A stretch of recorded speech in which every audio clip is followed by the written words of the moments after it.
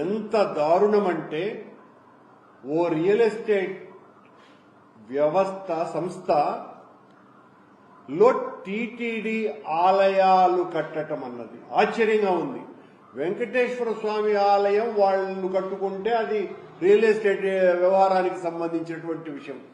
TTD ఆలయాల్ని కట్టటము అంటే అక్కడ వాళ్ల సొంత ఖర్చులతో వెంకటేశ్వర స్వామి ఆలయం కడితే అది టీటీడీకి అప్పగించటమో టీటీడీ ఆలయంగా ప్రకటించటమో చేయాలన్నటువంటి ఆలోచన చంద్రబాబు గారికి ఉన్నది అని చాలా స్పష్టంగా అర్థమవుతుంది.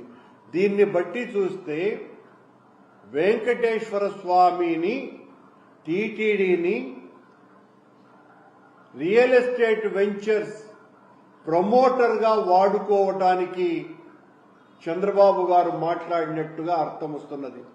రోజు ప్రక్షాళన అని మాట్లాడినటువంటి చంద్రబాబు నాయుడు గారు ఓ పెద్ద రియల్ ఎస్టేట్ సంస్థ అయినటువంటి G2 వాళ్ళ స్థలాలను అమ్మకాలు చేయటంలో ప్రమోషన్ కోసమని టీటీడీ ఆలయాన్ని నిర్మిస్తే తప్పేంటి, దాన్ని ప్రోత్సహించండి అలాంటివి అని అన్నారు.